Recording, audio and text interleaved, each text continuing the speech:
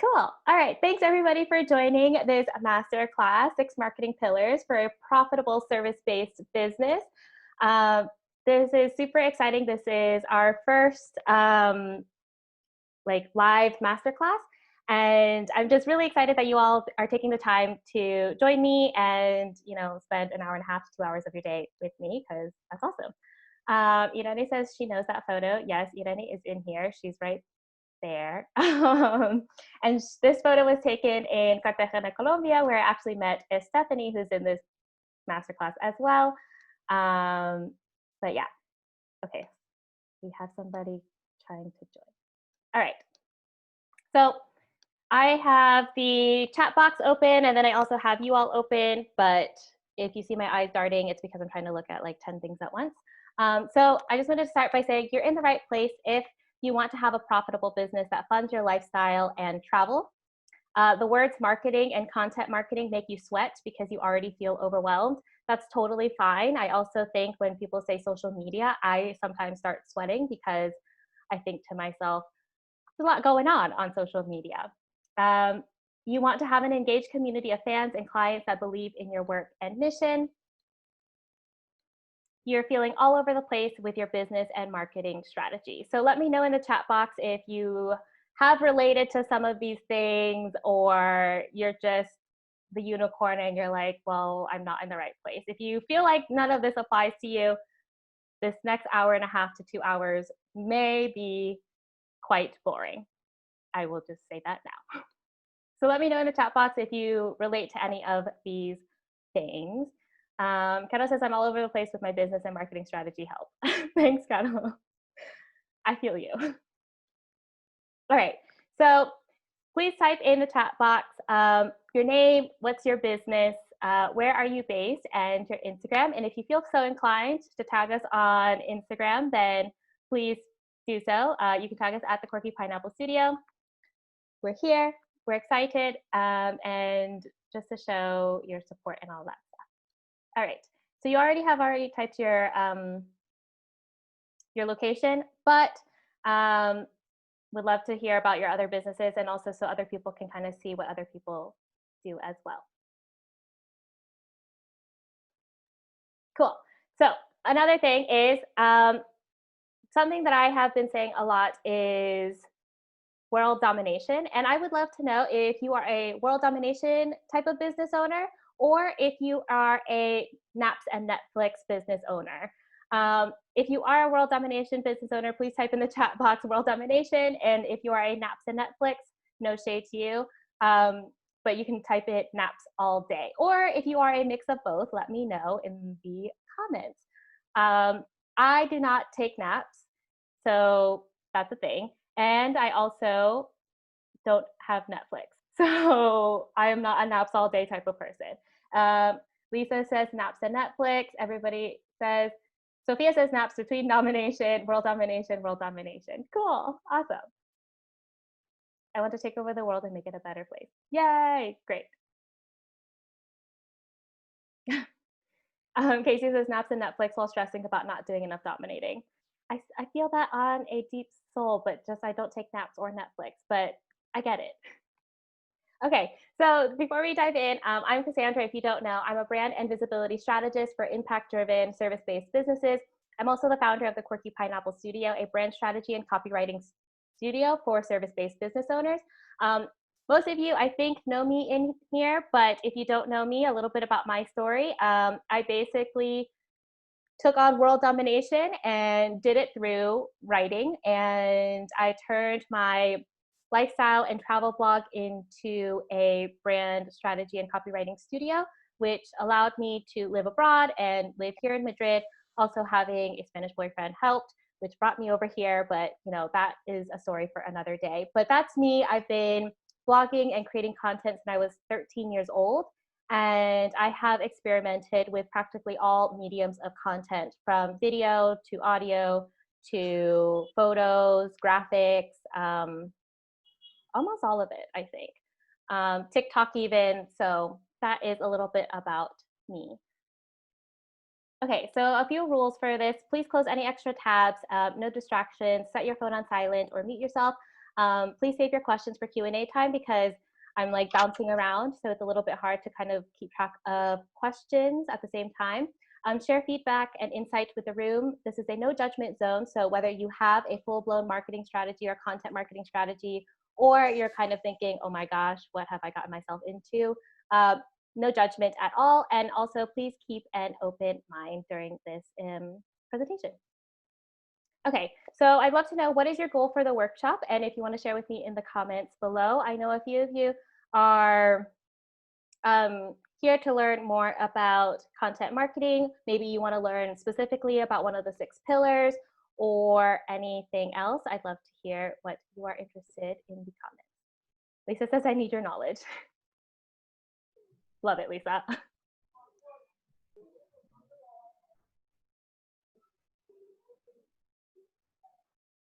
Anybody else? Open to learning, looking forward to learning about the 6 pillars. Awesome. Great.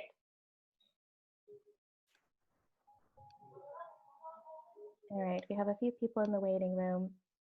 Okay, need to clarify my marketing strategy overall. Cool. Okay, so here's the agenda. What we're going to be talking about first is, what is world domination and a profitable business got to do with it? Then we'll go into each of the pillars. The 6 pillars are, the first one, mindset, market research, story and fierce factor, systems and processes, visibility and marketing, and then community and collaborations. Then we'll do a recap on how the marketing pillars fit together. And if you stay until the end, I will be sharing different ways on how we can work together, and also you get a little gift. If you don't want to stay until the end, that's totally fine. You can also leave whenever you feel like you need to. All right, so the first thing is, I wanted to call out all of the high achievers and workaholics in the room. I know there are quite a few of us because I know our audience pretty well, and if you are part of the Quirky Pineapple Studio community, then you probably feel like you want to actually dominate the world. But then there are parts of you that feel like, oh, I am super tired, I just want to rest. Why do I have to feel like I need to do everything 10 times or 100 times better? Why do I feel like I need to outshine or, you know, prove myself? And why do I feel like work takes over my life and also marketing takes over my life? Because you just want to really either prove yourself, or you feel like you're just a hardcore perfectionist and you don't know how to turn it off. So something that I have dealt with since I was like a little kid, and a lot of the times this is what a lot of our clients deal with, is that they feel like they want to do all of these amazing things. They want to be high achievers. They want to dominate the world, whatever that means to them. And they feel like they're perfectionists because they want to just do a damn good job, like dominating the world. Totally fair. But a lot of the times what happens is there are people who kind of come in and they're like, why can't you just be happy with what you have? Why can't you just be okay with, you know, having an okay business, or, you know, getting some of your marketing out, but not like making it top notch? Or people who kind of inadvertently shame you for feeling like you are a workaholic and feeling like all of your goals and aspirations are too much, or maybe you're too much. So in this space, I just wanted to share with you that I am also a workaholic. I don't want to say I'm a recovering one because I don't really know how to recover from something like that. I am a perfectionist, and I'm also like a big high achiever. I feel like anything that I put out into the world needs to be extremely excellent, and I need to really keep that that standard of excellence up, because I want my business to like actually really go international, go global, and bring in a large community. So if you feel the same way, please let me know in the comments. I don't know if any of you have ever thought, oh my gosh, like, why are people judging me for just wanting world domination? Or why are people kind of like saying, why don't you just rest? Like, you need to take care of yourself too. Yes, I get that I need to take care of myself, but also I want to have a successful business, and I want to be profitable, and I want to do a lot of things. And maybe those things means travel. So let me know in the comment box or in the chat box if that applies to you. And if it doesn't, totally fine. But this is just something that I have found, you know, has been a thing. Lisa says, get new friends. I've already registered the domain names for my global domination. Yes, it does. Awesome. Okay, so here's what content and community looks like in my business. I really believe that like these six pillars rely on content and community first. And there's like a thing around business where a lot of people are saying, hey, profits first. But I think in this new age and like with the whole shift going on with coronavirus, with Black Lives Matter, with all of that um, there's like another calling for business, which is to really make a positive impact with like what you're doing and not just bringing in profits. So this is where I believe the six pillars are built on content and community. So in these pictures, these are workshops that I've hosted. This is the retreat that we had in Cartagena, Colombia. This is a retreat that I went on with my business coach or my old business coach. And this is a screenshot of the Content Studio membership and our last networking event. So it's really just bringing people together and doing it in a way where your marketing isn't just to sell, sell, sell, but it's really to create that type of community and to also foster those types of relationships. And that's the type of marketing that I'll be going over. Everybody approaches marketing in a different way, but I've really built these six pillars on content and community. Does anybody have questions so far? I'm like scrolling through your videos. Okay, looks like no. Cool. All right. So one thing is, I just want to share. These are a lot of the common reasons why people are afraid to get visible. You have imposter syndrome. You're worried about other people's opinions. The Karens and the Kevins out there, they're bashing on you. They're saying things like, why would you want to do this? Why would you want to do that? You think, who am I to even share something like this? And then you have perfectionism and you're afraid you'll actually be successful. I feel like that last one is like the biggest one. Most people don't even realize that they're afraid to be successful because it's like, oh, I have to consistently show up like this now, and this is a lot of pressure. But I just want to know, like, all of this stuff we're going to be diving into, and I really want you all to kind of approach this and approach visibility and marketing as kind of like kicking all of these fears to the curb, because when you start implementing things that like really work for you, especially the systems and the processes, then it makes a big difference. So in the comment, if you want to share what your biggest fear is, let me know. If not, you can keep it to yourself. All right. So this is my little pyramid of what I believe the six pillars look like. It's different for every business, but this is how I have built the Quirky Pineapple Studios and also what we share with our clients. So the first one is mindset. Everything is on the base of mindset. Then after mindset, it's a lot of market research to really understand your ideal audience. And then from your ideal audience, you get into your story and fierce factor. The story and the fierce factor, your story, of course, is like who you are, what you do, how you relate to your ideal clients. And then the fierce factor is just our way of saying unique selling point. But unique selling point sounds way too boring. So I thought, okay, let's call it a fierce factor instead. So your story and your fierce factor go together, which is how you stand out from your competitors and also what makes your process so different from others that really relates to your client. Then on the side, we have first one is systems and processes. So once you have that base and that foundation, then you can start building up to the top of the pyramid, which is community and collaboration. And I would have put a little emoji for the world, but I was like, well, maybe they don't want world domination. So on the side, we have systems and processes that build up, and then also visibility and marketing, which then leads to the community and collaboration part. At the top, you can put world domination, you can put travel, you can put like whatever success looks like to you. But just imagine like once you have that base, then you can start building with your systems and processes and consistent marketing and content to create more community, more larger collaborations to have a profitable business. Okay. Oh, I'm gonna have to move y'all. Yay.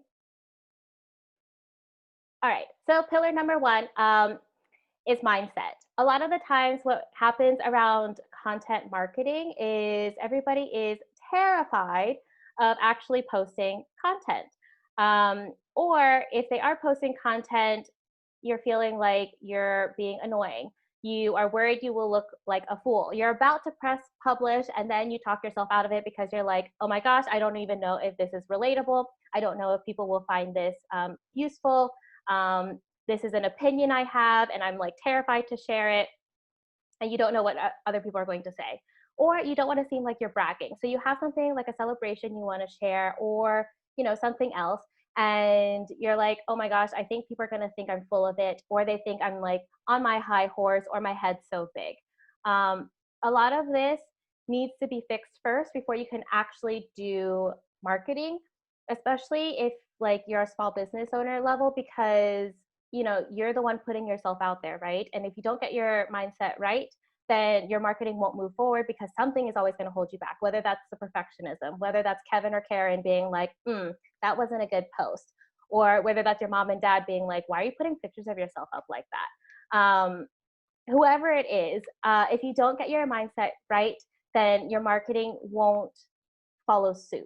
So let me know. We have a few people typing in Trevor Noah already. I totally get it. I was also like terrified of fixing the mindset because I was like, well, if I just say small, if I don't share my opinions, nobody can really like say anything. What happens though is when we don't share our opinions, you just kind of look like the same thing or the same whatever to everybody else. There are a lot of people out there. There's a lot of life coaches, there are a lot of marketers, there are a lot of content strategists, there are a lot of English teachers, Spanish teachers, photographers. But what really makes you different is like how you cultivate your mindset. And then we'll get into the story and fears factor, which is also how you stand out from the crowd. Does this make sense to everybody? Does anybody have questions? I'm going to share some solutions next. I don't think so. Okay. So, solution. Something that I have found is that it sounds super simple, and I even myself, like when I was creating these slides, I was like, oh my gosh, they're gonna think this is dumb. They're gonna think like, why did they sign up for this free webinar? Because I just wrote solution is no self-deprecating thoughts. But this is so true because a lot of the times we think things like our skills. Oh, it's just this, like, oh, it's just SEO, or oh, I'm just writing, or oh, I'm just, helping people find balance in their life. I'm not professionally trained. It's not that big of a deal. Or even when it gets to visibility, you're thinking things like, oh, I'm annoying my audience. Kevin and Karen made fun of me. Other people are doing it way better. But the shift is we really need to stop with these like self-deprecating thoughts, because this is really making us small, and it's actually hiding us from putting ourselves out there, right? Like you can't share content if you're already thinking, oh, I'm not a professionally trained photographer. Oh, I just take pictures. How are you going to like positively act, like go out there and share your content and, market yourself and sell your services if you're already thinking nobody really is going to pay for them? Well, you can't. So the next one is visibility, and then from there is growth. This is like the shift that I would love you all to kind of think about. What can I do to help others? Where do my experiences lie? And how have you already helped people? Like a lot of the times what we don't realize is within branding, branding is a very like intuitive thing. It's a very like you thing. Even if you think you work in like a larger business, or maybe you work with like companies, something about you is going to stick out with your brand. So I would love you all to kind of think, okay, how have you already helped people? What in your past, what in your story has helped people? And kind of see where those connections make sense. I have a little action if you all want to do it. So what are some mindset shifts to, I can't even see my own thing. What are some mindset shifts that you all can make around visibility? If you want to unmute yourself, or if you want to share in the chat box. I will patiently wait. No one. This is where I think the fear comes in if no one is willing to pop in to share. Okay, Lisa says screw Kevin and Karen. Thank you, Lisa. That's right, screw Kevin and Karen. Who cares? Anybody else? Carol says I will create a list of ways I've helped other people. No problem, Bob. Thanks, Lisa. This is constant work. It's hard to have positive self-talk. I think it really is constant work. This is definitely not something that you kind of just are like, okay, you set it and forget it. It's really, you have to work on it every day. I mean, even when I was creating these slides, I was like, they're gonna think this is shit because I put in no self-deprecating thoughts, and this was like the first pillar, and everybody's gonna think this is some stupid stuff that doesn't have to do with marketing. Even I thought it, and then I was like, well, if this is what I believe in, that I really think that you need to get your mindset right first, I have to share it. So this is something that I also go through. All right. So here's a Stephanie who's actually here, and I think Stephanie actually worked on her mindset a lot. She decided to. She's like laughing. I see her in the camera. She decided to leave her first business and start her second business. And Stephanie, do you want to share how your mindset changed, or if you want to put it in the. I can share because I type too slow. Yeah. So what made me realize I need to change my mindset was that I was like really, really unhappy and stressful all the time and really angry because the team I was working with before, we didn't communicate well enough. So I have to carry a lot of the weight of the company. So I start like having all these good ideas, but because we didn't communicate, uh, all my ideas just like were trapped in some like space where nothing happened. So it was really painful because all the people we are friends, and it was like a really painful process. I have to be honest. But then I realized, oh, all these ideas, it can be positive. So now I can work on this idea on my own and just start focusing on how I can help other people. And I just start like making those ideas come true. So yeah, I'm better now, happy. Yay! Thanks, Stephanie, for sharing with us. Yeah, so Stephanie basically had a lot of like mindset stuff, and this is what we've been working on. I'm actually very surprised that you're in here, so which is perfect. So through the mindset stuff, she decided to leave her first company and then start her second one, and now she can actually do what she wants to do besides kind of trying to appease everybody else. Okay, so pillar number 2 is all about market research. So I have no idea who this woman is, but this is very true. She says there's lots of free data out there if you know how to look for it. There definitely is. And I feel like a lot of people, when I talk about market research, they're always saying things like, how do I research? Like, who do I ask? What do I ask? Where do I ask? Why would I even ask? And then they get scared because they're like, oh, I don't want to annoy somebody by asking them about market research. Or I don't want to have these conversations because I feel like somebody won't really work with me because it seems like I don't know what I'm doing. A lot of the times, this comes back to mindset, which is pillar number 1 and why I made it the base anyways. So here are some questions that you can ask for market research. Where do you consume content? I feel like this is a huge one. A lot of the times, the people who we work with, they're thinking things like, should I start on Instagram? Should I do ads immediately? Should I create a newsletter? Should I make Pinterest? Like they just want to do it all. And the best question is you want to ask, where do your ideal clients consume content? And then also on top of it, not even where do they consume content, how do they consume the content on those platforms? For example, I was talking to somebody who is a little bit older than I am, and I was asking her, where do you go to look up, like say she wanted to hire a fitness coach. I was like, where do you go to find this person? And I was like, I would go to Instagram and I would search hashtags for fitness coach, or I look on other fitness coaches that I follow to see if I can find one. And she was like, oh, I don't even go to Instagram. I just go straight into Facebook groups. And to me, that was like a huge shock because I was like, oh, so we both consume the same content. Like she has Instagram, I have Instagram, she has Facebook, I have Facebook, she's in Facebook groups, I'm in Facebook groups. But where she goes to actually look for things is very different. Like I go to Instagram and I search hashtags and look at other people who I'm following. She went directly into Facebook to see what other people were asking. So not even where your clients or ideal clients are consuming content, but how do they consume content? And how do they consume content on that specific platform? The other one is, how did you find my business? I feel like we always forget to ask this question, but it's super important because a lot of the times we don't even realize like where most of our clients are coming from. And I feel like this is where you can keep a little tracker.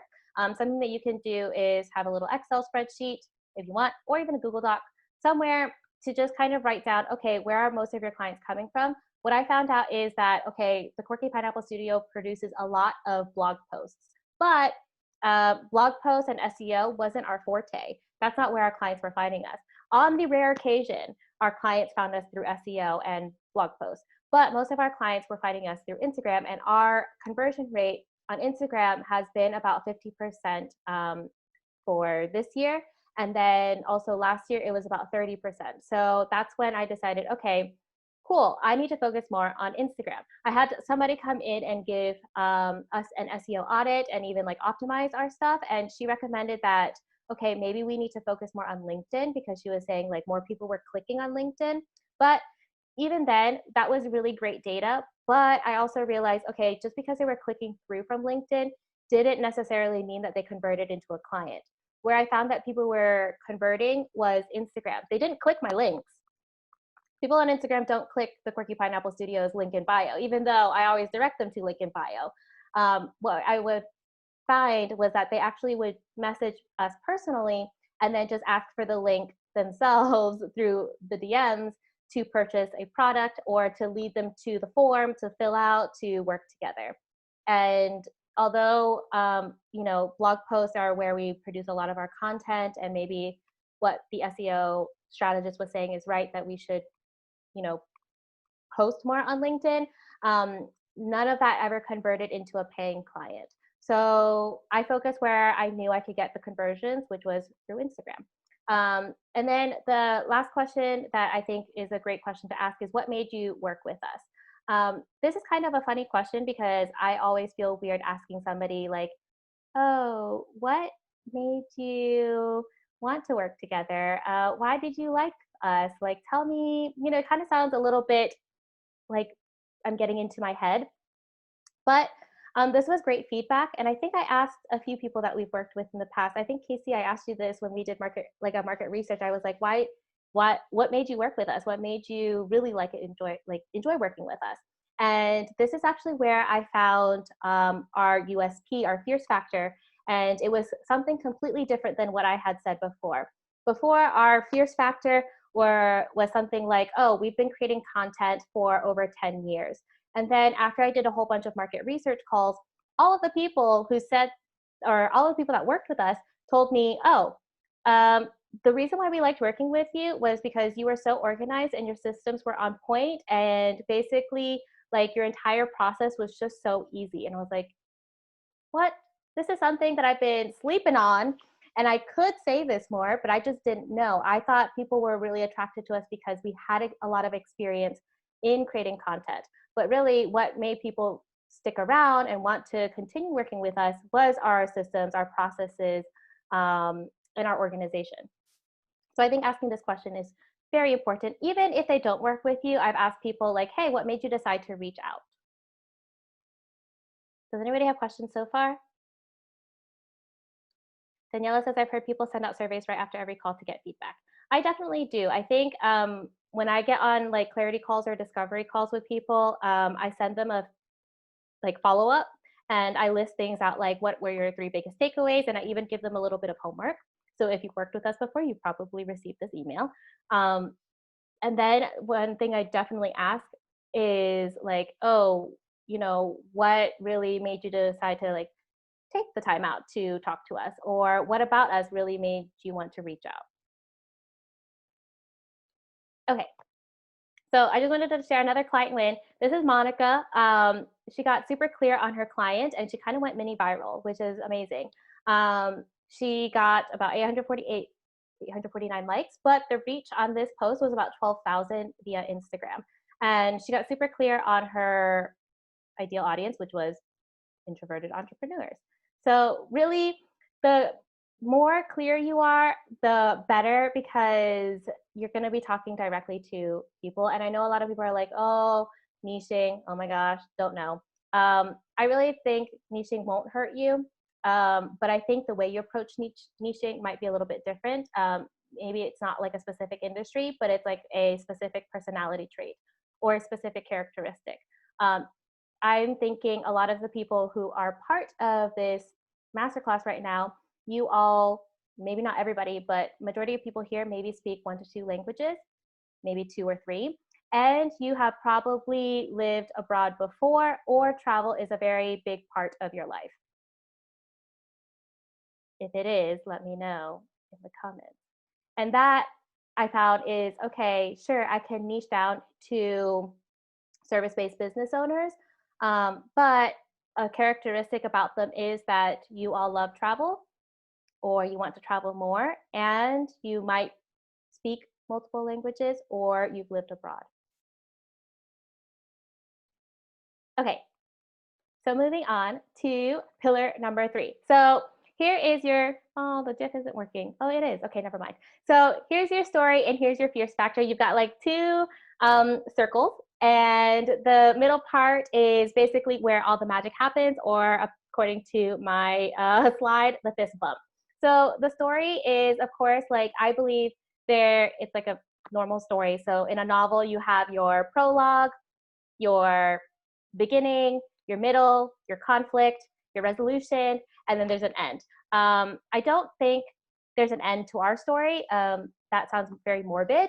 So I'm going to say there is an epilogue. So the epilogue is kind of like counting, okay, this is where we're going to be going in the next 3 to 5 years. So that is part of your story. If you don't know what your story is, maybe this is where you can write down your prologue, your beginning, your middle, conflict, the transition or resolution, and then your epilogue, where you would like to go in 3 to 5 years.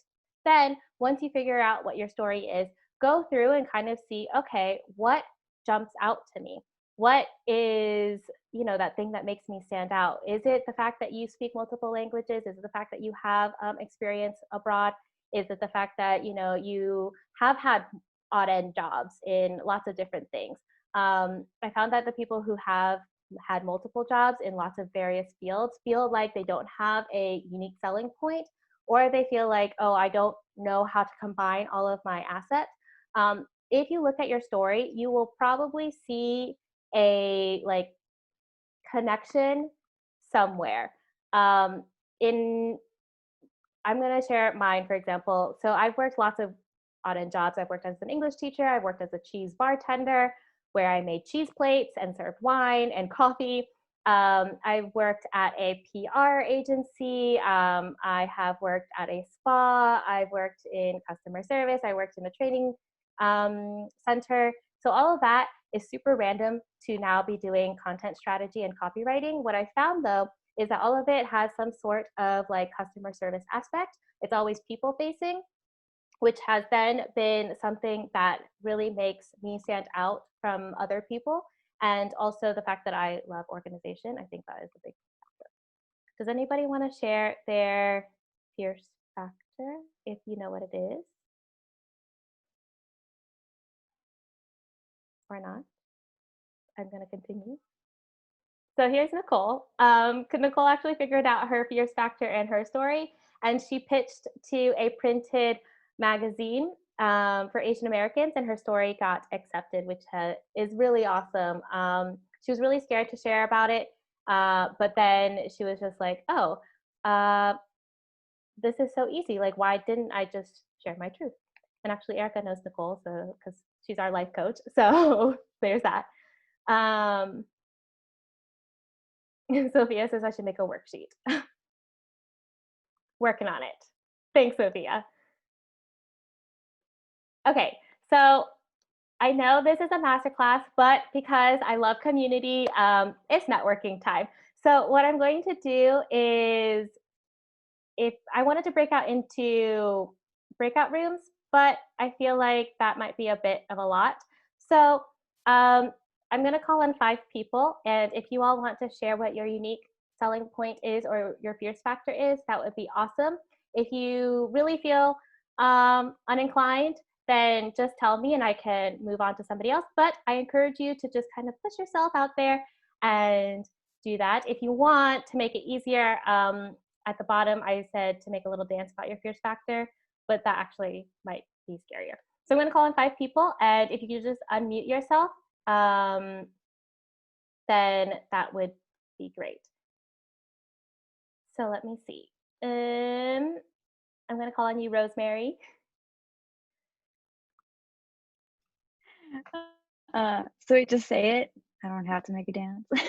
I guess you don't have to make a dance. Okay. I think I have my USP. I'm not entirely sure. But my USP, because I'm all about relationships and breakups. I'm friends with all the people I've had a relationship with. And I had a toxic family relationship for 26 years, and now I love my family. And also, I've always been a type of person who just loves making friends in different friend groups. I don't know if that's a USP, because also we're about bringing people together from different, that's part of the world domination of like bringing all my friends from different friend groups together. So I don't know if that's my USP, but that's what came to me. I'm still figuring it out. I think that's great. I think we're going to make it more concise though. So I'm just going to fire some things out and then let me know if any of that feels good to you. So what I'm thinking is, you said a lot of times you feel like you have different friends and different friend groups. You have a good relationship with all of your past relationships. You now love your family, and before you had a toxic relationship, and you're kind of like that person who bounces around to lots of different things or lots of different groups. So I wonder if it could be something along the lines of not help, like being the loner who isn't lonely. Oh, that's cute. How does that feel? Because I did go through really long, like even though I had different friend groups and I literally had like thousands of Facebook friends, I was very lonely for most of my life. But I mean, I don't feel lonely now, but because I worked on my relationship with myself, that's how I got to that. So I love that. Thanks. Yay! Awesome. Cool. Thanks, Rosemary, for sharing, for being the first brave soul. Okay, I'm looking for my next person. Victoria. Sang-a-lang.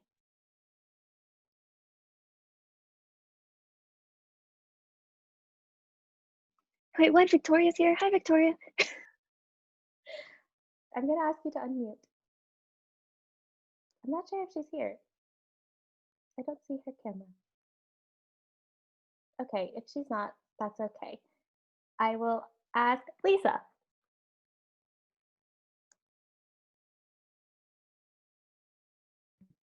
Or not.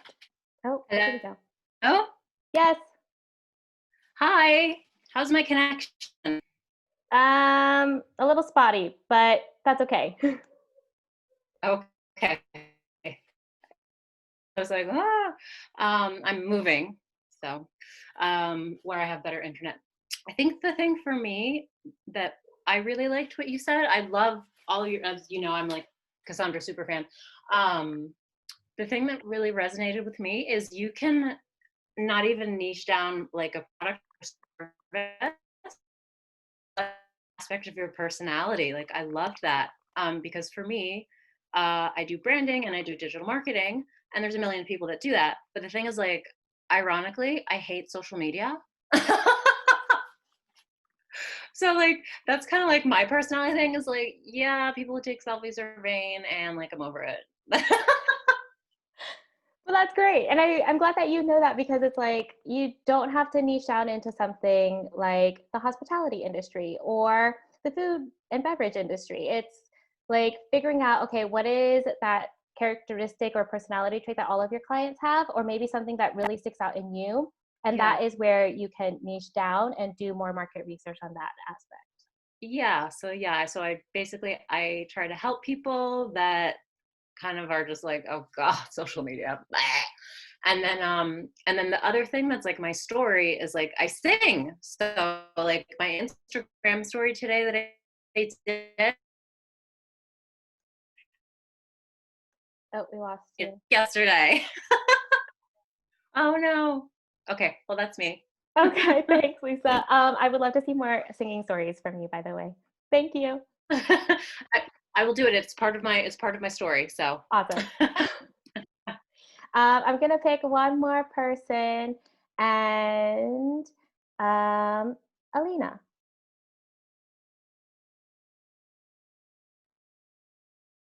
Oh, unmute. There we go.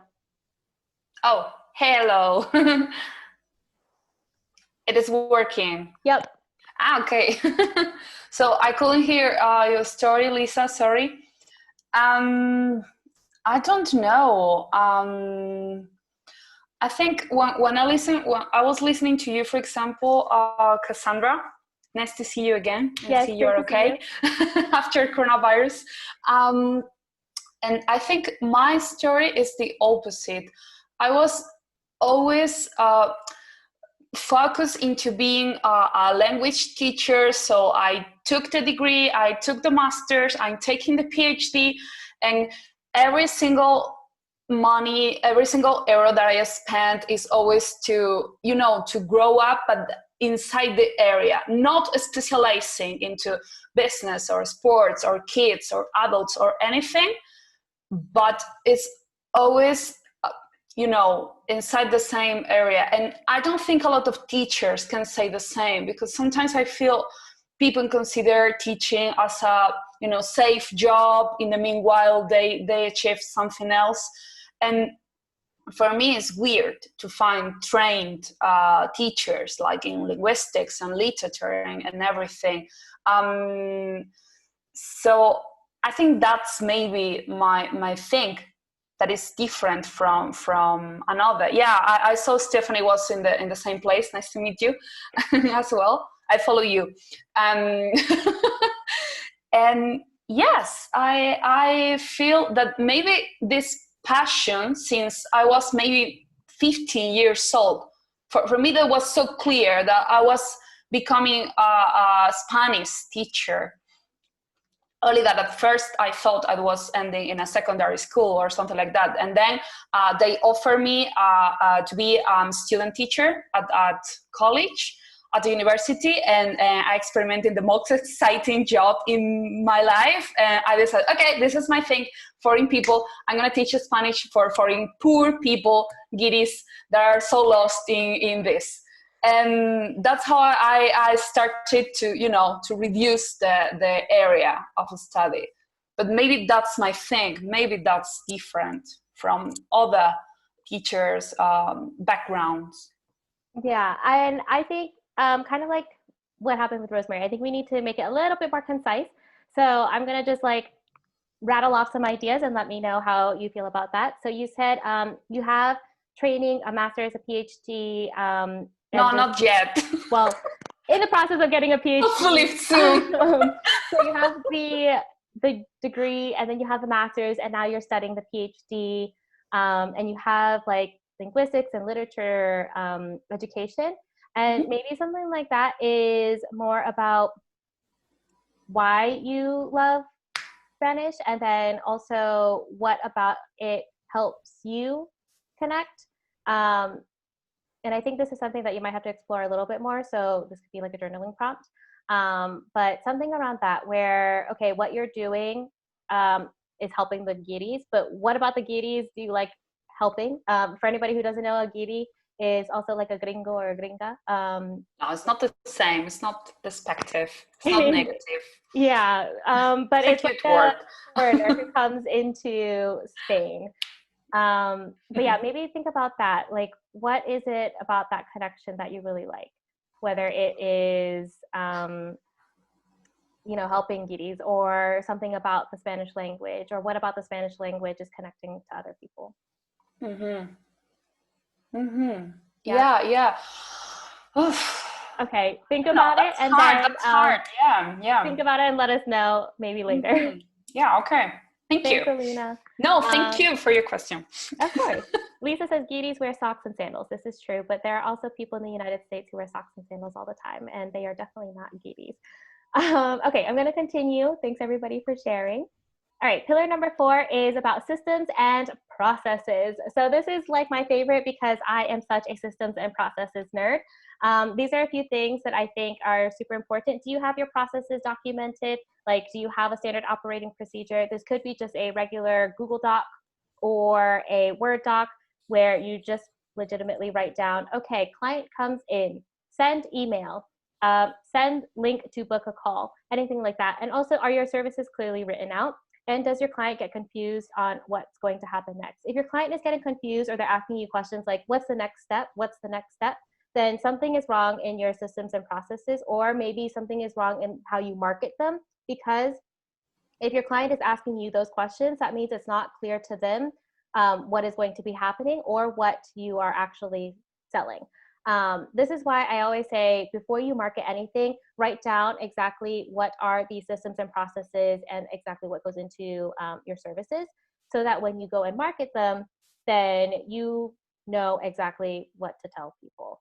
And then, are you even confused on what happens next? If you're confused on what happens next, then this is also a problem, because that means we need to go back to the drawing board of first discovering what your services are and how they are played out. So something that I think is super helpful in this regard is not only listing out what happens in your services, but maybe even writing out, okay, if a client doesn't sign the contract, if you sent them everything and then all of a sudden they are like, oh, I changed my mind. Do you have something like a process to go through that will kind of like mitigate that? And if you don't, then this is probably where you kind of need to figure out, okay, what will I say? But also, if we want to take it even further into branding, then this is probably where you want to dive deeper into what your core values are and make sure that the content that you're sharing is actually related to those core values, so that a client doesn't come up to you and says they want to work together, they sign the contract, and then all of a sudden they retract their contract even though they just signed it and said, you know what, never mind, I changed my mind. At that point, which has happened to me before, something in my branding and something in my content marketing was off because I attracted people like that. And that happened to me, like, I think 2 or 3 times. So that's not nice. I won't like force somebody to work with me. And also, you know, at that point, you kind of don't want to work with this person. But if you can be really clear on your core values and then also communicate that within your systems and processes for your services, then I think that will help a lot. Does anybody have questions on systems and processes? You can put it in the chat or you can unmute yourself.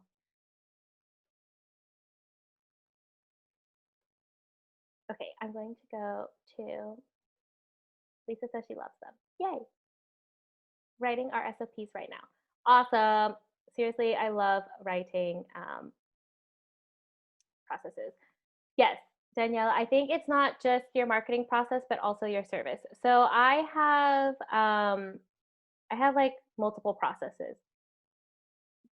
I think everybody should have multiple processes, but I have one for like my marketing stuff. So I like when I hired my social media manager, something that I told her was like, hey, on Mondays, Tuesdays, Wednesdays, Thursdays, Fridays, Saturdays, we always post on Instagram. And this sounds like very trivial, but at least it gave us some structure.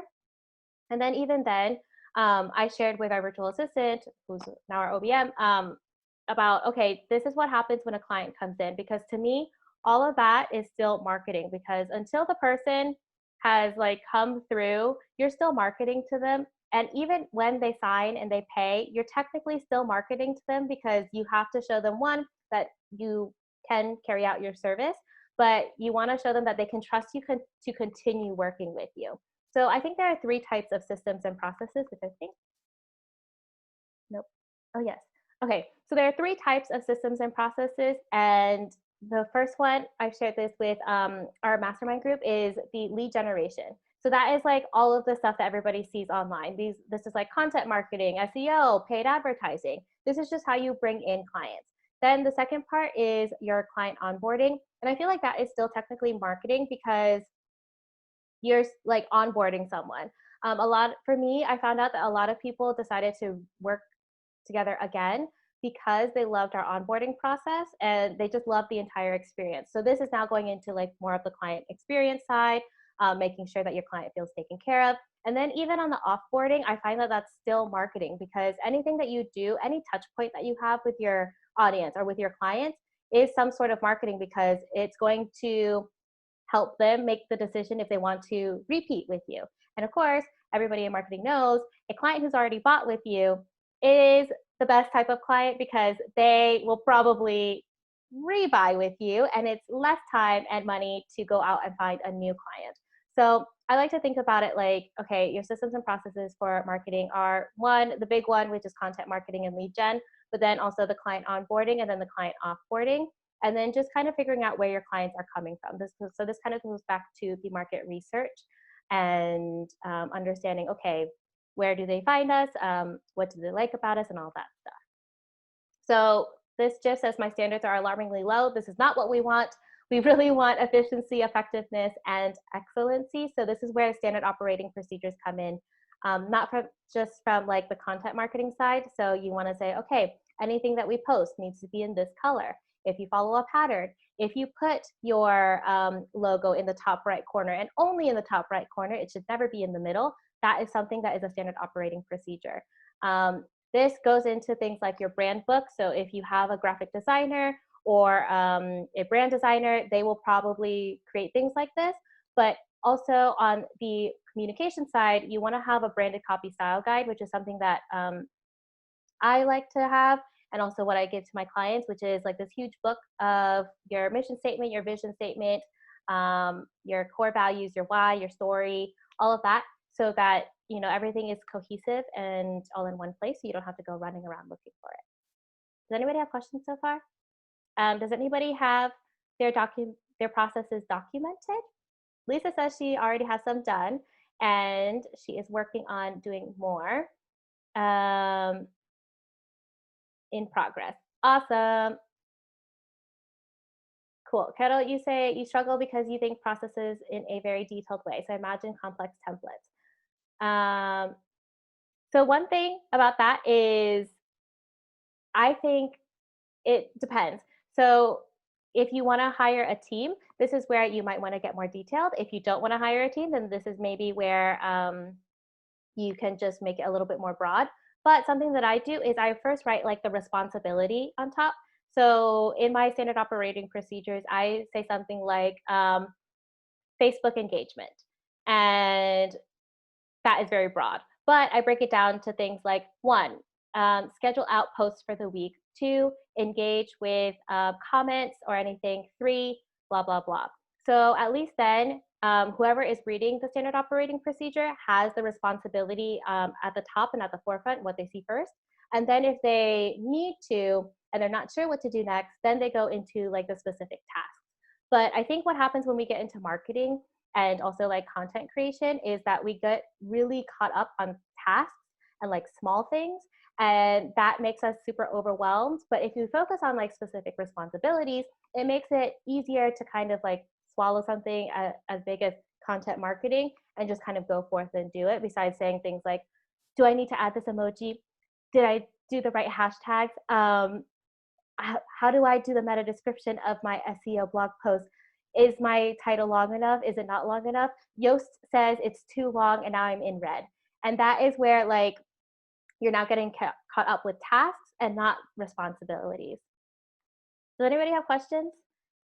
Yeah, Daniela says story of my life, it doesn't matter. It really doesn't. I feel like if you focus on the responsibilities, then it'll push you forward. But if you focus on like the little minute tasks, it'll hold you back. And this is kind of like where the perfectionism plays a part again, taking us all the way back to pillar number 1, which was mindset, which is why, again, I'm just going to throw it in there. Mindset is at the base of everything.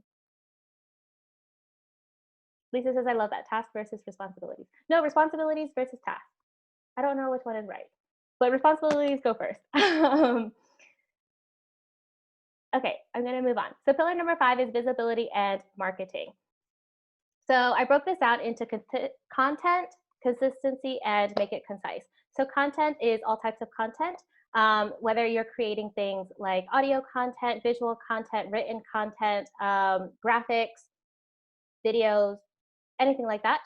Strategic content, make sure that your content actually has a goal in mind. So besides thinking of things like, okay, I need to post a post, Is your content actually leading to something? It could be leading to something small. It doesn't need to be like, oh, buy my service, buy my offer, whatever. It could just be something like, okay, comment below, or maybe go watch my stories, or something like, okay, here's a freebie. Anything, as long as it has a goal and like a clear structure, then I think that is strategic content. If you want to get into like bigger content marketing strategy, then maybe thinking about, okay, what is your entire large marketing plan? And then from there, making sure that the content that you're rolling out makes sense with your marketing plan. And then also relatable content. Is content that your audience actually wants to read about? Is it something that they're searching for? This goes back to market research, which was pillar number 2, 3. And understanding, okay, how can you actually help them? Consistency, this is a schedule. So I think a lot of people get really caught up on this consistency thing. It's like, oh my gosh, I need to post 5 times a day. I'm really tired. I need to show my face at least 3 times a day on Facebook, or 3 times a week, or 3 times a week on Instagram. And then all of a sudden you're now thinking, oh my gosh, I'm tired. I didn't shower today. My hair looks gross. I can't go on Instagram stories. You don't have to show your face on Instagram all the time, especially on social media. I think the more you show your face, awesome. But if it's something just like, okay, I'm going to post every Monday and that is all you post, by all means, stick to that. But if you're going to say you post every Monday and then you like completely forget for 3 weeks, this is where the consistency kind of falters.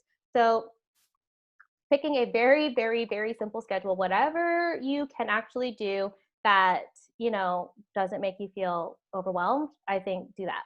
A marketing plan. So this is something like more big scale. And I think this is where you kind of think to yourself, okay, what are my goals? What do I want to actually promote in the next 3 months? Then from there, you can create the content to actually push towards that marketing plan. And then cohesion across your platforms. So this goes back to your story and your fierce factor. Is everything that you're saying making sense? Does it align with your brand pillars? Does it align with like your content categories and all of that stuff? Sophia says, you recommend any apps like Hootsuite, Planoly, Later. I use Later for Instagram, and then I also use Buffer for LinkedIn. Facebook has its own native scheduling platform, so I just use that. And then I had Tailwind, but then I didn't pay for it, so I don't have it anymore because I ran out of pins. So that's what I have. If anybody else has other platforms they use, feel free to drop it into the chat box. And then the last one that I wanted to go over was being concise. So a lot of the time, some people have said in copywriting to be clever. I don't know, being clever just makes me really confused because it kind of means that this person, like, you can be clever, but this works if somebody has been following your brand for a really long time. So if I came on here and I was like, hello, VIPinas, for the people who have been following me for a long time, they would be like, oh, hey, I'm here. And you all would kind of, you know, recognize that term VIPina. That's being clever. But for all the new people who are here, there are a few names in here that I don't recognize. You all who might not have interacted with our brand before, now you're thinking, what is a VIPina? I don't know. So clever works, but I think it's better if you stick to something simple and something memorable, and then keep clever to maybe your current clients. So now I don't call our audience the VIPinas. They're just the pineapplers. And anybody who is a VIPina just ends up being a repeat client. So now I'm kind of building that into my brand. Questions on this? No. Okay, so here are 5 things that content needs to be. And if you've been to a few of my presentations, then you have probably seen this slide. Also repurposing, big thing. Number 1 is inspirational content. Number 2, educational. Number 3, entertaining. Number 4, selling. And number 5, branded. I think all of these are 5 things that your content needs to be. It could be 1 or it could be 2 of these at the same time. But if it's just creating content to create content, then I think this is where it's better not to post anything at all, because you're kind of just adding to the noise. And something that I really want, at least this community, if you're here, to be aware of is to be intentional with the content marketing, especially if you're here and you want to make that change, you want to make a difference, then, better to be intentional than to just post something out of thin air. So I would love to know, what type of content are you currently creating? Or if you're not creating any of this type of content, let me know what you want to be creating. Irene says, I love educational, inspirational, entertaining content with a branding vibe. Totally feel that. So I feel like anybody who is on TikTok, a lot of their content, it ranges. So there are people who are like doing lots of stupid stuff, and then there are people doing educational things. The educational content is educational content, but it could be entertaining because they're teaching you something. So I've been on TikTok, and since Black Lives Matter has been happening, I'm seeing a lot of people like teach about anti-racism and like anti-Blackness, but they're doing it in an entertaining way where I'm like consuming it and I don't even realize. So that is kind of how educational and entertaining can intertwine. Daniela says she's creating a lot of educational. Carol says inspirational, educational, and entertaining. I think I'm too worried about the selling content because I feel it's aggressive and annoying to my audience, but all the rest. I mix of all 5, but mostly inspirational, educational, and selling. Okay, so a tip with the selling content, it doesn't need to be very difficult. All you have to do is really lead with something, one of these 4 first. And then you plug in, if you're like too worried to make it a hard sell, then you plug it in at the bottom. So it could be branded content where, okay, let's say, for example, I am talking about the pineapplers and VI piñas and all of this stuff. And then at the bottom, I plug in, and if you want to be a VI piña, send me a DM to learn how we can work together and you can become one of our VI piña clients. That is branded content that I was just talking about in the beginning. And then I plugged in a selling piece right at the end. So that is like strategic copywriting, which is really leading with value first and then plugging in the sale right at the bottom, or strategically where it makes sense. Like if you listen to your body intuitively, you kind of know, okay, I want to learn and read something first, and then the sale, like sometimes you're actually looking for the sale when you're reading it. So you want to plug in the sale at least like a little bit after you share about something. Daniela has a question. My business is very new, so maybe this concern is a little premature. I've started creating content that sells my content. But it gets a lot less engagement. I don't feel pushy, aggressive, or negative about selling through content, but I wonder, do you have lower expectations? Daniela, can you unmute yourself? Sorry. I'm like, we're typing faster than I can think. What I wanted to ask, so when I create content that's selling, that's like talking about my services explicitly, I get to substantially less engagement. Is that something I should be worried about? Should I rethink how I'm doing it, or should I just have lower expectations? Like I should expect that type of content is gonna generally get lower engagement. So I think this is where the content strategy comes in, because it's how you preface the selling, and it could be things like you plug in the sale with storytelling and not just like, okay, here's like a thing to work together. Now you're kind of like weaving it into the story or weaving it into one of these, like inspirational, educational, entertaining, or branded. And I think that will help with like the engagement. But also most people, when you sell just like straight off the bat, even if it's just like one post, people are kind of like, whoa, where'd that come from? If they've been following you for a while, then they're probably going to be like, okay, I understand. But if it's like a new follower, and I'm talking social media, but a new follower, maybe like a new subscriber, it'll hit them weird because they're kind of like, oh, I don't know this person, you know? So I always say, try and preface before the sale about like storytelling or something entertaining or inspirational. And then in the post or like in the post or even in an email. And then maybe before you're going to sell something, like say you have a campaign launch and you want to sell like a specific offer for SEO. You want to maybe preface that first. So even tell people like this launch is coming. So if you all remember in the beginning of this webinar, I told you at the end, I'm going to share a way for us to continue working together. You all probably have forgotten about that at this point. I don't know if you remember I said that, but I said it. So in your mind, you know something is coming. And I feel like asking for that permission in the beginning will help with the engagement. Does that help? I can totally see that in a call like this when you have more interaction with someone. Yeah. Where you can give that preface, but on social media, wherein people are like, I don't want to say like they're coming in and out, but like you could have new followers tomorrow, but you still have a current following base right now. It's like, it's kind of tricky. How do you manage that in a single post? Or is it, I don't know if I'm making sense. Yes. So how I manage it in a single post is I do like a catchy headline, and then I do like a little hook of like, save this, and like today on my personal account, I was like thirst trap photo, and then I was like, here's more information, and then I gave value, and then at the bottom I plugged. So then even somebody new, because I apparently thirst trap photos work, y'all. Just saying. I had a whole bunch of new followers come in from that photo, which is very weird. But again, if you all are in marketing, then you kind of know sex sells, but unfortunately sex sells. But those people were like, I don't know if they were interested, but I got a couple people reading the whole thing and then commenting and being like, oh yeah, you're right. Let me sign up for this.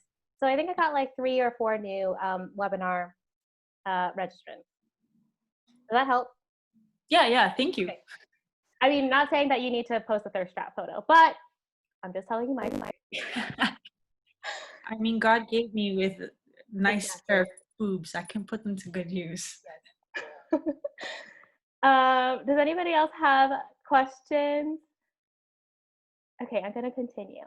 So here's Naira, and she created an entire content calendar. She was also part of our last retreat, and she is now creating all these types of content, but on the specific platform that works for her, which is on LinkedIn, and now she's creating LinkedIn articles. So you can do it on Instagram, you could do it through newsletters, you could do it through blog posts, but Naira found that most of her clients are on LinkedIn. Okay, here's Beyonce. Collaborations and community. So this is the last pillar, and I think this pillar is super important. It's also like one of the best ways to grow your business. It's to look for specific collaborations or even partners to work with to grow your service-based business. So for example, a lot of people have come to me and they're looking for branding, which is what I do, but I do branding on the terms of like communication, strategy, messaging, and all of that stuff. I don't necessarily offer branding on the visual side. Don't really want to, but if I can partner with a specific brand and graphic design studio, then this is where I can increase my reach and also grow my business profitably, because now we're combining together things that we both need and both of our clients need. So something to look for in collaborations are, do they share the same brand values? Will this benefit you both mutually? Is this a paid or unpaid collaboration? I feel like that's very important, because as much as I love collaborations, I ain't got time for unpaid collaborations anymore. Like, I'm here for world domination. If I'm here for world domination, these collaborations, if they are unpaid, they need to be bringing me something. They need to be bringing me at least some sort of ROI in the future. And I cannot just, go out there and do unpaid collaborations anymore. And also, do you have an agreement in place? I feel like a lot of people are like, oh my gosh, an agreement, a contract. Cassandra, you're such a hard ass. And I'm like, nah, dude, this is my business, and I need an agreement. Even if it's like an unpaid collaboration, even if it's something small, I have an agreement. Some people have been like, oh my gosh, like why? And I'm like, because I need to know what you're going to market. I need to know what I'm going to market. I need to know what type of content you're going to market. I need to know what type of content I need to market, and also how much time to put into it. Because if we're working on this and then all of a sudden I'm the one sharing all the content and you're not doing anything, this is not a fair collaboration, and this won't grow my business. It'll, in the same way as it could grow somebody else's.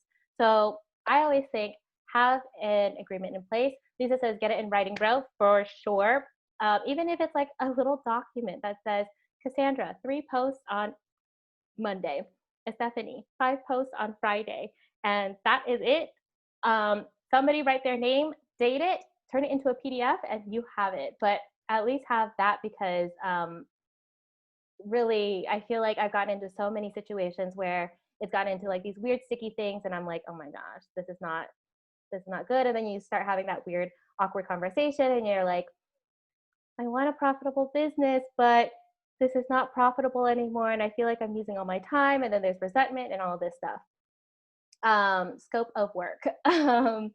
Yes, Lisa, scope of work, that's so true. And then, like as Stephanie says, you start feeling really bad about it later. Does anybody have questions about collaborations and community, whether it's about how to find the right community to collaborate with, how to even approach collaborations? I can share my stalking investigating skills on how I approach collaborations if you all want. How to approach them. Yay, cool. Okay, so what I usually do for collaborations is I legit investigate. Most people call it stalking, I call it investigating. So what I do is I am following this person because I really rely on Instagram, and that's where I go.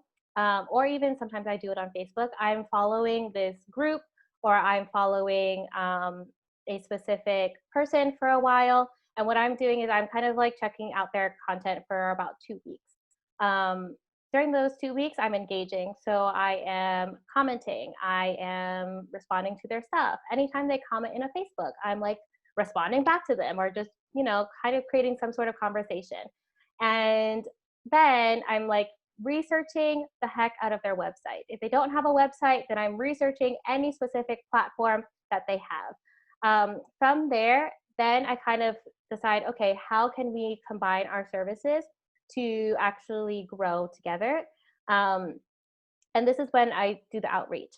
So the outreach is usually through email. If I feel like I've created some sort of rapport with them through social media, then I'll reach out through social media. But if it's through email and it's more of like a colder pitch, then what I do is in the subject headline, if you use a verb, it actually makes a really big difference. A verb and also an adjective. I mean, the other one is a noun, and then there's adverbs. But if you say something like curious copywriter looking to connect, or curious blah, blah, blah.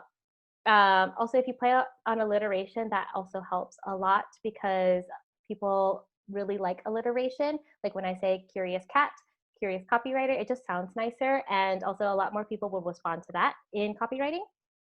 And then in the email or in the message, I kind of tell them, hey, I was checking out your stuff. Here's XYZ that I liked. I was thinking that we could collaborate. I have these ideas. I list out 2 or 3, and then I ask them, would you be interested? And then I just wait. And then if they don't respond in like a week, I ask them again. And then if they never respond, I just kind of leave it. And I'm like, well, no more. But if they finally respond, then this is where I usually get on a call with them to kind of check out the vibes. And sometimes even when I've gotten on a call with people, I realize their vibe and my vibe were not working, which is kind of now the awkward part. So when I tell them that I eventually don't want to collaborate with them anymore, I've told people like, hey, thanks so much for the call. I realize like, I don't know if this will be a good fit anymore, and I just have other priorities. So I kind of leave that. Or if I do want to collaborate, then I'm kind of like, okay, what do we do next? Can we set up another call to talk about X, Y, Z? And then I approach it and kind of move forward from there. Alina wants to know, I'm just thinking when a collaboration should be turned into a client service relationship. So is this like when somebody who you're collaborating with ends up potentially being a client? So I've never gotten into, well, actually, I think I have. At that point, I think this is where I kind of tell somebody, hey, I feel like this is approaching service work, and this is what I would do. Or I just tell them, I think this collaboration isn't going to work anymore, and I just kind of nix it from there. Does that help? It's a very awkward conversation. I feel like when this is kind of where the agreement kind of has to come into place again, because you want to list out all of the things that other people are going to do and what you're going to do and how you're going to market and all of this stuff. So having that in place in the beginning, I think will help mitigate those awkward conversations. Sounds like naming a boundary when it starts getting blurry. Yes, for sure. Questions? Other questions? I'm going to continue. Yeah, if you feel uncomfortable, you have to set and enforce boundaries, for sure.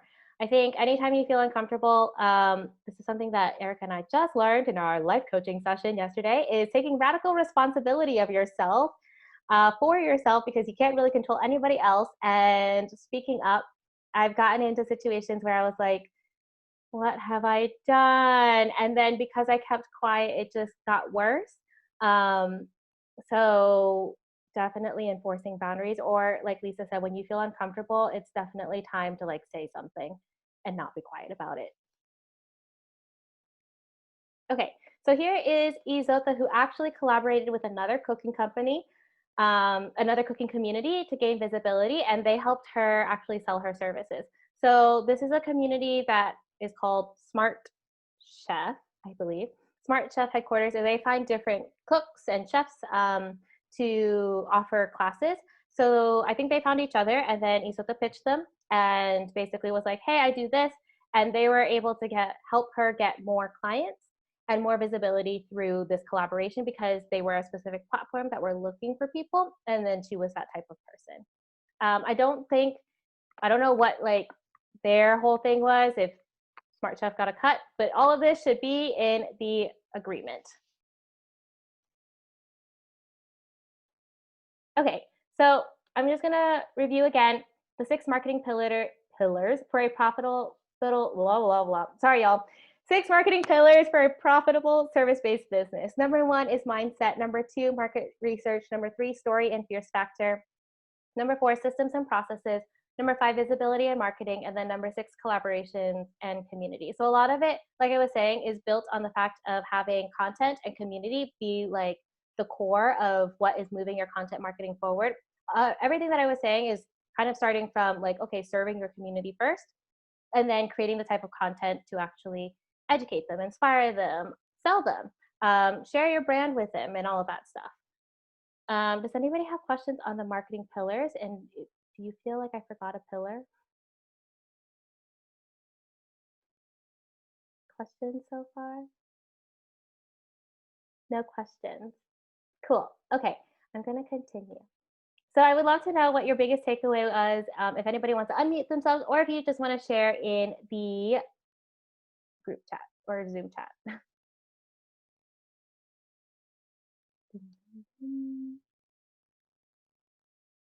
I will wait while you all think. Hello, can I share? Mm-hmm. So I think my biggest takeaway is, for some reason, I have this, I don't know if it's fear or what it is, but I feel like marketing is like a huge monster that I don't know how to approach. But when you were talking about creating all the processes and all the systems to, everything, every little thing that I do to market myself, it sounds way easier and sounds like, oh, I can do that. And I think it's because my background is consulting. So when I think about processes, I mean, I have like all these templates, all these formats, all these little things that I need to do. And it just feels like really overwhelming. But right now I feel like, oh, yes, I can do this. And it's going to give me like a lot of structure for my business. So thank you. Thanks, Carol.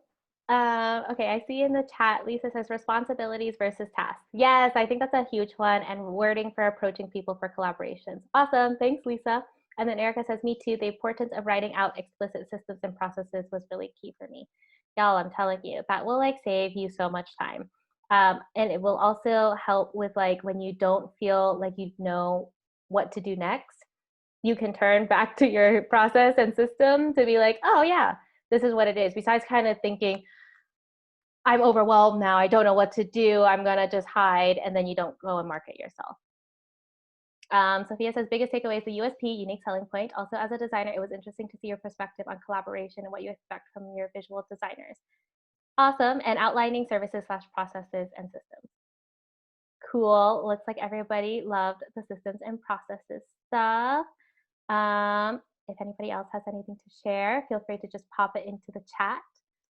Okay, so it seemed like nobody else had questions, so I am going to share that if you are part of the community, you probably already have this. If you aren't, then I'm going to share a content strategy roadmap. So I'm going to send that out via email to all of the people who have attended.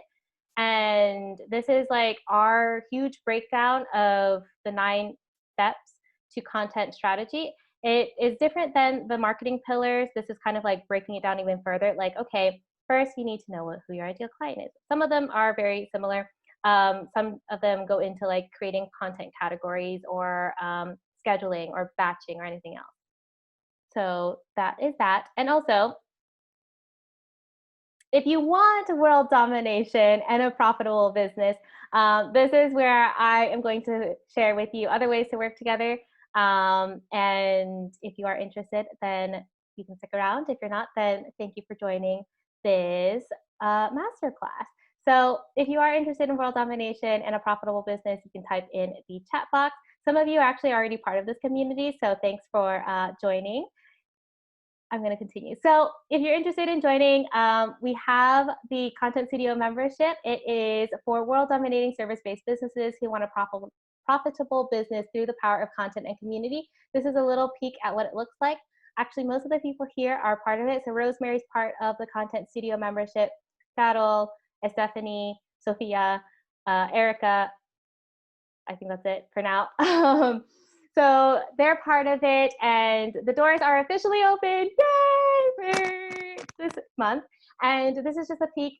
This is a group photo from our last networking call, and this is where we share all of the information about content marketing, world domination, just business strategies, and really do it in a way that is helpful because there are so many people from so many walks of life there. We have, like you just saw here in this masterclass, there are people from all over the world, from Las Vegas, from Mexico, from Spain, from Canada, from Colombia. But I think, let me see, I wrote out the stats to this. So here are the stats. So I figured it out. Countries represented in the membership, this is legit world domination, y'all. There are over 9 countries, people from Spain, Portugal, Italy, the US, Costa Rica, Canada, United Kingdom, Mexico, Colombia, and more, which is amazing. So you're going to have a huge group of international people to bounce around ideas off of and also get, you know, different experiences, not just because I find like a lot of the times when we go into marketing and especially content marketing, a lot of it comes from people from the United States.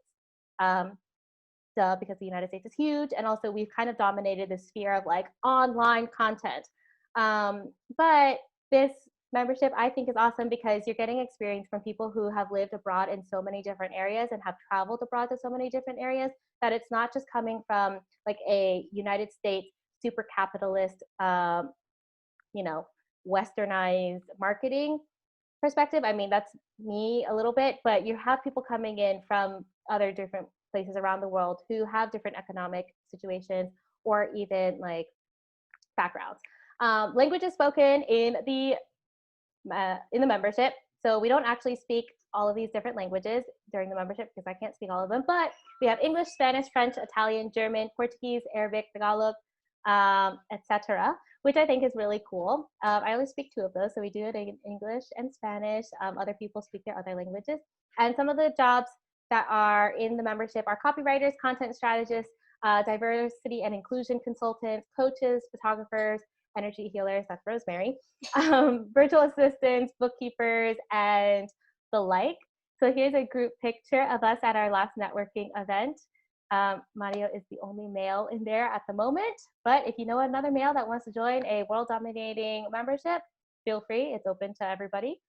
So yeah, if you want to join, membership is open and monthly membership is 49 euros.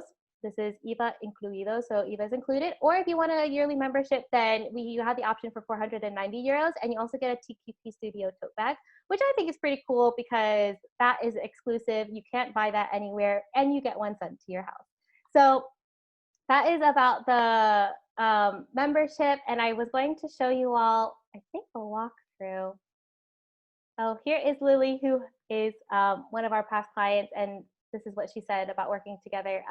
She was letting fear get in the way a lot, but after working with us and the Quirky Pineapple Studio, she felt really ready to successfully launch her content creation and podcast editing studio. And now I think She is booked out. She's got 3 clients already. And we helped her to strategize her Q2 content, establish her branding, and really use her voice to reach her ideal client. So if you all want, I can walk you through the membership, but if not, then totally fine. I'm open to your feedback. Some of you are already part of it, so I don't know. I'll wait.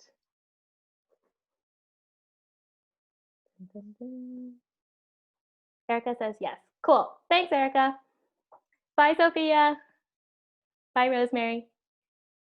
Okay, let's see. Close.